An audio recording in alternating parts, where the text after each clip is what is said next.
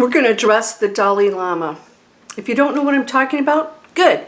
I'd rather that you shut this video off. If you know what happened with the Dalai Lama, then continue to watch. It is not going to be probably what you think.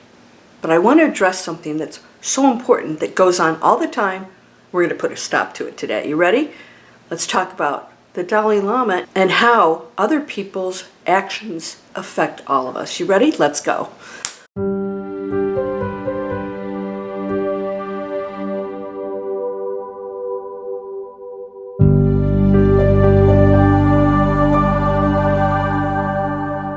Welcome to Landria, Onkka on YouTube, here to help you break through fears and live an amazing life. You notice anything? Yeah. I was at Boutique in Gulfport. That's where I get my hats. Probably shouldn't have told you because you're going to go in there now. Here, you're going to fly in from England and go to Boutique. All right, we're going to talk about the Dalai Lama. If you don't know what I'm talking about, I'm proud of you. The only reason I know the story about the Dalai Lama is because a student brought it up during a coaching session, much to my dismay, and actually told us the details of the story. I asked her because one of my, let's just see, suggestions, not requirements, was for my students to all shut down all media that is negative. You can watch cooking shows and happy stuff, comedies, but even fiction of a negative nature, all kinds of games, all of that stuff, we shut it down. It has made a huge difference. That is at the core of what I'm going to talk about. She says, no, this thing came in. I said, yeah, but you had to have clicked on it to watch the video and to read about it. Everybody gets notified. Sometimes you can't avoid it. I shut mine down and every once in a while one will show up. But I just click and say clear all. Now, what happened is the Dalai Lama did something that was in public on film regarding kissing a little boy. I'm not going to go into the details. If you already know this, if you don't know it, and I hope you shut this video down because it's not going to really apply to you too much, but it really does affect all of us. I'm going to tell you, whether it's Donald Trump or, some other leader, Russia or whatever it is, whatever you're listening to and following and judging, because we always are, if you have any emotions, that's a judgment. It is so negative, and the repercussions are worse for you than anybody else. You cannot affect somebody else who's not on that frequency. So I, who don't watch all those things, the only way I get exposed to it is if somebody tells me. And I have told all my friends to not discuss anything of a news or political or religious nature. And guess what? They don't. They don't want to. And we have amazing discussions about all the amazing probabilities out there. It brings the frequency of the group up, and we all have an amazing time when we go out, and that is not a coincidence. Now, I've been in groups where they're all talking about the latest stuff and complaining, and they get into arguments and, their viewpoints, and it becomes very stale, very negative.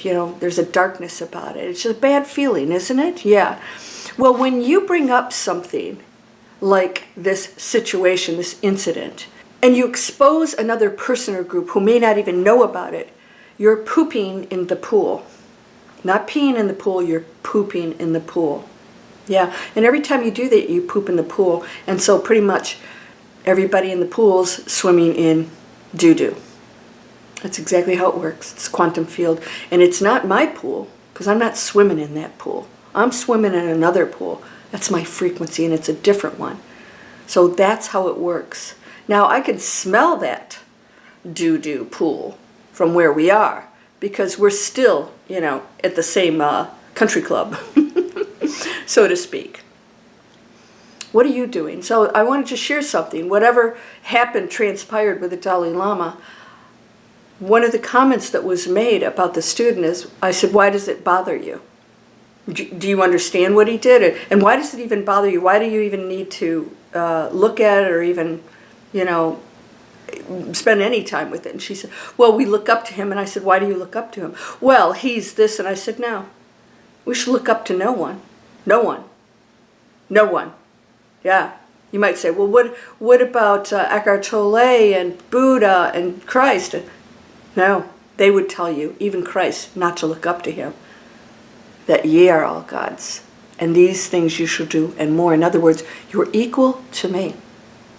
And he wanted it that way. So did Buddha, and so does everybody in a truly highly spiritual state of being, is telling you that you are just as high in a level as they are. You just haven't chosen the higher frequency. That's all. It doesn't make you less. When you revere people and you look up to them, and God forbid they do anything, you're forgetting that they're human. And also, if somebody does something in public that maybe everybody is disgusted with, we don't know what he was thinking. We don't know the meaning of what some people are doing. You know, we can't always know what was going on in their head or where they're coming from. Now, if you get some politician that's doing just really cray-cray stuff, that's pretty blatant, you know, self-serving, ego.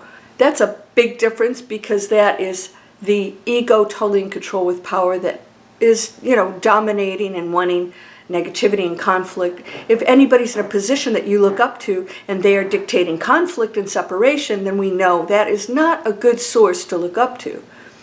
If you're looking up to somebody who's peaceful, be aware of that too, because I've seen highly spiritual teachers go into negativity and put people in fear, because they're human. And so then people turn on them. They're like, oh, they're doing this and that. And I'm thinking, here we go again. Humans turning on humans, because they revere others as something greater than them. And if, God forbid, these people don't live up to it and they become human because they have their own stuff going on, then we turn on them. This has to stop. Revere no one. Don't place anybody above you. Yes, we can learn from teachers. We can learn from all the greats and all of the teachings. Those are wonderful. But that's really not coming from them, not the human you're seeing. It's just coming from a space of love and light, pure light, the quantum field that everyone has access to. They're just giving us what we're not seeing ourselves, right? So if somebody's in a dense place, until somebody walks in and opens that window wide up and opens up the drapes, they didn't realize what was on the other side. And so that's all that's happening. It wasn't they didn't create that beautiful space out there. They just opened the door for you. So I want you to know whatever you're watching, and then what you then go ahead and tell people, even though, well, you know, I wasn't thinking anything, because you're fascinated with it and you want to share it with somebody else. Let's be really honest. You were addicted into the negativity. You've got to watch that. So our pool got pooped in. And she said, I just brought the energy down, didn't I? I said, yes, you did. So think twice about that. Do you look up to people to the point where you think they're better than you? Think again. What do you like what you're hearing?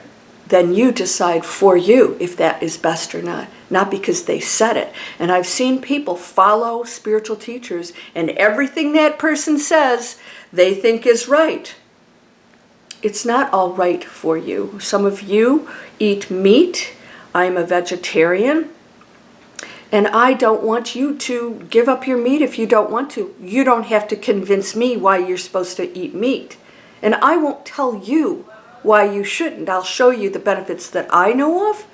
You can share yours, but I'm not here to debate it, because I'm not changing. I'm not going to be a meat eater. You don't need to tell me why I should eat meat, and it's good for me because I feel very healthy and have definitely benefited from giving up meat. Do what's right for you. We're all different. Your body's different. Your needs are different. It doesn't make it right or wrong. Just go with what feels like a higher, best frequency. And most of all, make sure you're serving others, because those thoughts, they don't hurt somebody else. They muddy up the waters, and we have to live with one another. But people can still choose a higher path, even though you're doing that. But you are absolutely affecting every single person when you do that. Yeah, we have to take responsibility. One of the main lessons in my training is take responsibility. That's tough. People don't want to take responsibility, and therefore they never go into the awake and empowered state, because they're always blaming somebody else. It's always somebody else's fault, or the media, or this and that. And as soon as they take responsibility, they become so empowered and they realize everything I've done to this point was my story, my choice, and that I'm such a creator, I'm so powerful that I can change all of it. And they don't beat themselves up. They realize that's where they were. And now that they have knowledge, they can go to a new amazing place. So, shut down that stuff, those stories. You won't know why somebody did something. It was in the public eye. Who cares? Why do we care? Why do we care if people wear these masks or hats or do anything? Why do we care? Can we just celebrate our diversity? If we are still loving one another and we're not in conflict, can that be wrong? I don't think so. If you're in conflict or judging or arguing with another, that's another space. Do you want to swim in that pool? It's loaded with duty. All right, you are whole and perfect. I just hope that you will subscribe. Free videos, you guys know I welcome you to come over. Got all kinds of cool stuff for you.